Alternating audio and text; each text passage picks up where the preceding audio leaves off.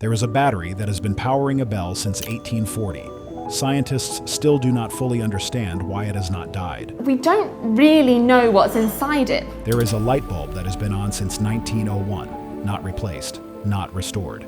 The same filament, still glowing. And that's how she's been for about the last 105, 106 years.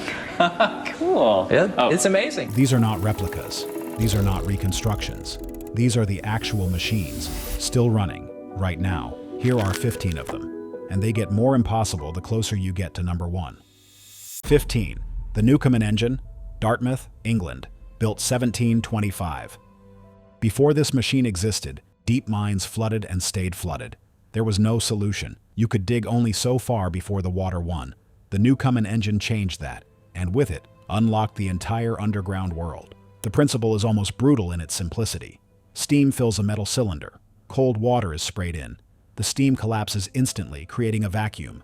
That vacuum yanks a piston downward with enormous force. The piston rocks a massive wooden beam. The beam drives pumps. The water comes out. Thomas Newcomen built this in 1725 without advanced tools, without electricity, without a factory. He used the weight of air as his power source. And it worked well enough that mines across Britain could suddenly dig deeper than anyone had ever imagined. Thousands of Newcomen engines were eventually built.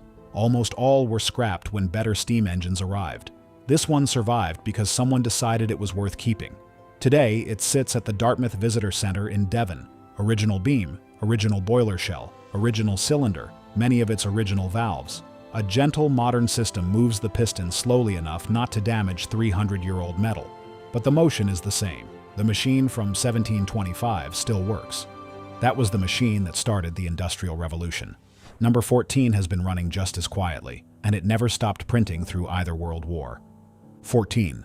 The Sächsische letterpress, Leipzig, Germany, built 1910.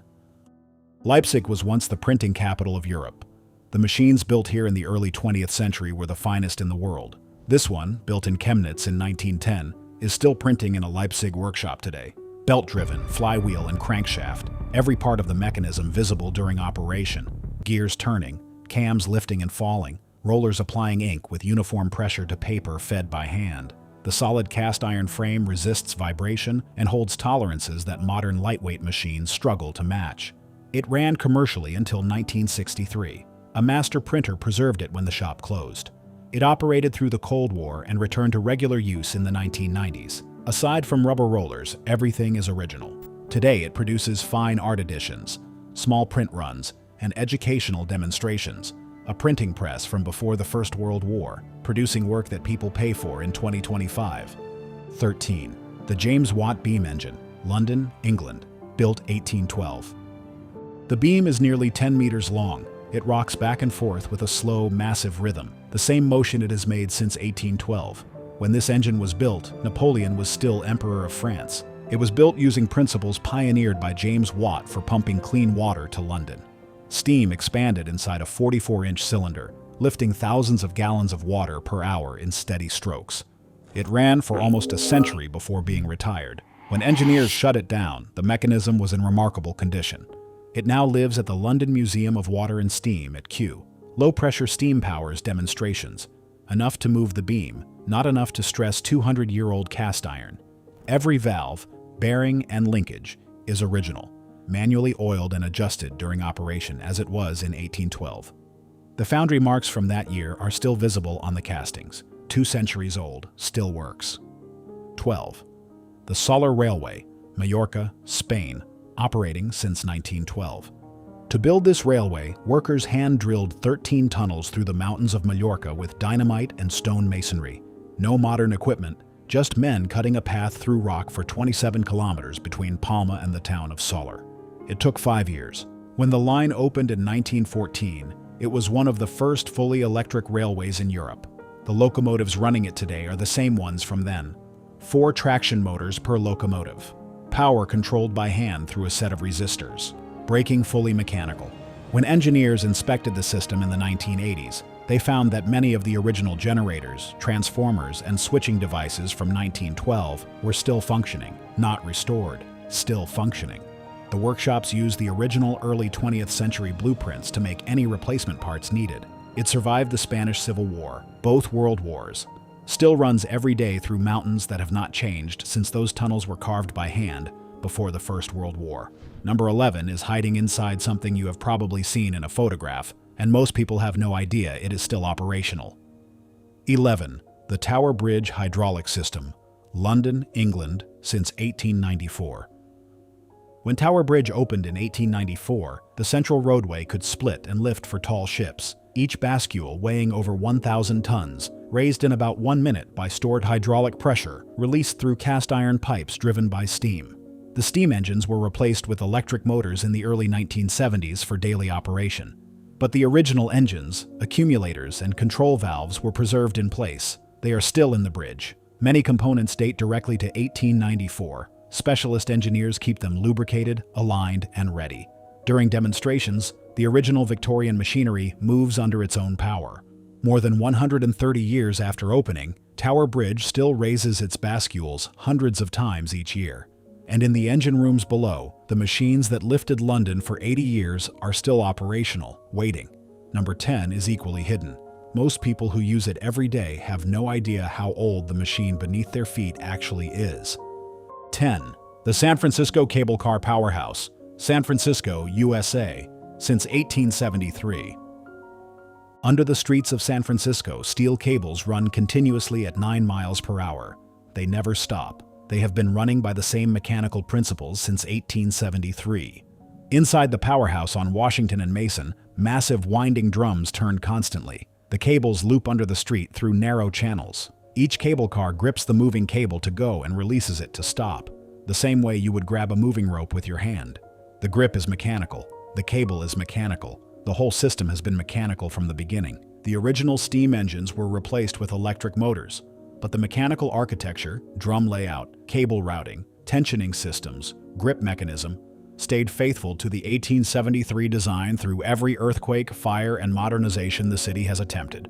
150 years of the same machine, still carrying people up hills that would defeat any normal vehicle. Number 9 were already working when this powerhouse was brand new, and they are still working now. 9. The Festiniog Railway Locomotives, Wales, built 1863 and 1864. Prince was built in 1863, Palmerston in 1864. They hauled slate through the narrow mountain railways of North Wales for a century. Then Heritage Railways kept them running for another 60 years. They are 160 years old, and they ran passenger trains last season. George England designed them for reliability on steep terrain with minimal maintenance. Low center of gravity, short wheelbase, 2 cylinders, simple valve gear. Everything chosen so the machine could be fixed easily by the people who used it. He was right for 160 years. Mid-century overhauls replaced boiler plates, tubes, and bearings, the parts that wear out, while retaining original frames, castings, and running gear. The bones of these locomotives are the same bones that first moved in 1863 and 1864, 160 years. The same mountains, the same railway, still carrying passengers. Number 8 has a detail that stops people cold. When engineers reconnected it after decades in storage, it fired up immediately, as if no time had passed at all. 8. The Worthington Steam Pump, Poughkeepsie, New York, built 1873. When preservationists reconnected this pump to a low-pressure boiler after decades in storage, it started, immediately, as if it had been running yesterday. The Worthington Pump and Machinery Corporation built it in 1873 for an ice plant on the Hudson River. 2 steam cylinders and 2 water cylinders working in synchronized opposition. Each piston stroke powers the next. No crankshaft, no flywheel. The balanced action eliminates the mechanical stress that destroys most pumps. This is why it lasted. Each stroke moves roughly 500 gallons of water through cast iron pipes nearly as old as the building. The 20-ton cast iron frame absorbs vibrations so completely, the machine runs in near silence. Worthington designed it for generational service, materials chosen not for cheapness, but for a machine expected to outlive the people who built it. 150 years. Volunteers operated a few times each year. 500-gallon strokes from 1873, still moving water. Number 7 has never needed fuel, not once, in 170 years. 7. The Laxey Wheel, Isle of Man, built 1854. It is 72.5 feet in diameter, standing on the same hillside on the Isle of Man since 1854, still turning, using nothing but the weight of water. Water fills buckets on the outer rim, creating a weight imbalance. The wheel turns. That rotation drives rods and cranks stretching more than 600 meters underground to operate drainage pumps. No coal, no steam, no fuel of any kind, just gravity. It has never needed anything else. The Great Laxey Mine closed in 1929. The wheel was preserved, restored in 1989 and again in 2022. Timber reinforced, deteriorated ironwork replaced. But much of the original gearing, crank assemblies, and bearings remain intact. Every tourist season, water fills the channels and the wheel begins to turn, doing exactly what it was built to do in 1854, 170 years old, powered by gravity alone. Number 6 has made 80 million impressions and is still taking orders. 6. The Heidelberg Windmill Press, worldwide, introduced 1914. They called it the windmill because of the rotating arm that swings in a circle to pick up each sheet of paper. That arm synchronizes precisely with the platen's opening and closing. Every sheet pressed with exactly uniform force, every time, at over 4,000 impressions per hour. Heidelberger Druckmaschinen, AG, introduced it in 1914. Within decades, it was the standard fixture in print shops across Europe, North America, and Asia. It survived both world wars. In some workshops, a single press has served 3 or 4 generations of printers. Some presses have exceeded 80 million impressions without major component replacement. A press from 1914 still producing commercial work in 2025. Number 5 makes that look recent. 5. The Winchester Cathedral Clock, Winchester, England, built late 1300s. This clock was built before Columbus sailed to America, before the printing press existed, before the Renaissance had fully begun. It was built in the late 14th century, and it is still running in the same cathedral it has always been in. It uses a verge and foliot escapement, the earliest form of mechanical clock regulation ever developed. Heavy stone weights unwind slowly, driving iron gears, advancing time in controlled steps.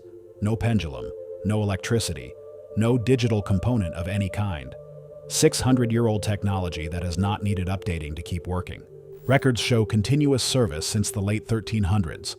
Removed and carefully restored in the 19th century, returned to working condition with its original medieval frame and ironwork intact, not a replica. The original mechanism, running again. Researchers today study its escapement through digital motion analysis. A 600-year-old machine still informing modern science.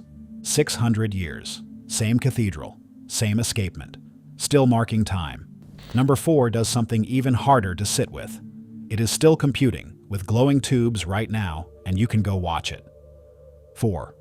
The Harwell Decatron computer, which, Bletchley Park, England, built 1951. It is officially the oldest working digital computer on Earth. Guinness World Records confirmed it. Built in 1951, it predates the transistor as a practical component. It runs on relays, vacuum tubes, and 828 decatrons, gas-filled counting tubes that display numerical positions as glowing orange points of light. When the witch is running, it flickers. Each orange glow marks a calculation. It performs roughly 1 addition per second, slow enough that you can follow the computation with your eyes. Data is stored on punched paper tape. Logic is performed by relay switches clicking open and closed. It is the most visible computer ever built because everything it does, you can watch happen in real time. It served scientists at Harwell until 1957, was transferred to a technical college, ran until the early 1970s, then went into storage. Decades later, engineers restored it using original circuit diagrams. In 2012, it was fully operational again. Only the wiring insulation was replaced for safety. The logic, the memory, the decatrons, all original. At the National Museum of Computing at Bletchley Park, it still processes data, not as a display. The actual machine from 1951, calculating, its orange tubes glowing in patterns that represent numbers, its relays clicking through operations. 73 years old, still computing. Number 3 has been on even longer, and you can watch it live right now on a webcam. 3. The Centennial Light Bulb, Livermore, California, on since 1901. A light bulb has one job. It glows until the filament burns out. Usually that takes months, sometimes years. This one has been glowing for over 120 years, and the filament is still intact. Made in the late 1890s by the Shelby Electric Company in Ohio. Hand-blown glass, a carbon filament far thicker than the wire in any modern bulb. It runs at 4 watts, barely brighter than a candle. But at 4 watts, the filament runs cool, and a cool filament does not burn out. The vacuum inside is original, still intact after more than a century, keeping air away from the carbon, slowing the oxidation that destroys every other bulb. Nobody has opened it. Nobody has replaced anything. The bulb installed at Livermore Fire Department in 1901 is the bulb that is glowing right now. In 2015, a digital monitor confirmed it had passed 1 million hours of continuous illumination. It has a webcam. You can watch it live. And engineers still study it because careful manufacturing and strong materials in 1901 produced something that mass production has never matched since. 1 million hours, still on. Number 2 has been running even longer, and the reason it still works has never been fully explained. 2. The Oxford Electric Bell, Oxford, England, ringing since 1840. Since 1840, a small bell at the Clarendon Laboratory in Oxford has been ringing, approximately 10 billion times, powered by the same battery installed when Queen Victoria had been on the throne for just 3 years. That battery should be dead. By every conventional understanding of how batteries work, it should have exhausted its charge within years, decades at most. It has been running for 185 years. Nobody has changed it. Nobody has opened it. Because opening it might stop the bell, and stopping the bell would end one of the longest-running experiments in scientific history. The mechanism is simple. 2 small bells. A metal ball on a pendulum swings between them, striking each alternately, kept moving by the tiny electrostatic charge from the battery. Each swing costs almost no energy, but not so little that a battery from 1840 should still be providing it in 2025. The battery appears to be a dry pile, an early type made from alternating layers of metal and other materials. But the exact composition has never been confirmed because opening the casing would risk destroying what it powers. Scientists at Oxford have studied this bell for generations. They have theories. They do not have a complete answer. 10 billion rings, 185 years, same battery. Science still cannot fully explain it. Number 1 is not even on this planet anymore. 1. The Voyager spacecraft, interstellar space, launched 1977. Voyager 1 and Voyager 2 were launched in 1977, designed for a 5-year mission. They are now nearly 50 years old. Voyager 1 is over 15 billion miles from Earth, further than any human-made object has ever traveled.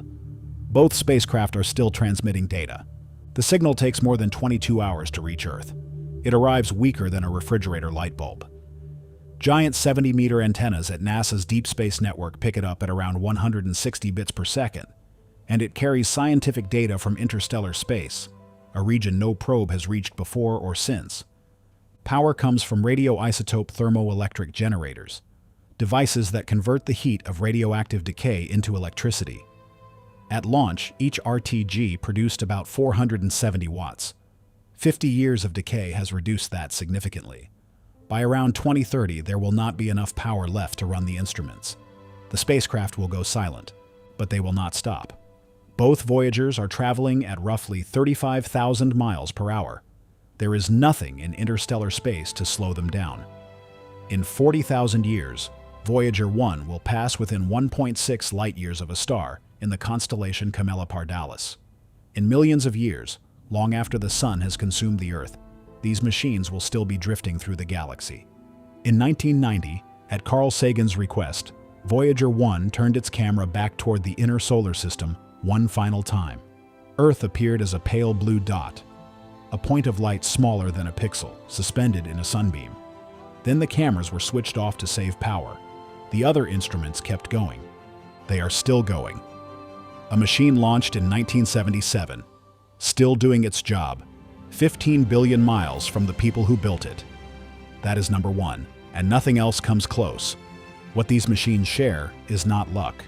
It is the philosophy of the people who built them, materials chosen for longevity, designs built for repairability, and enough margin that the machine could absorb a century of use without failing.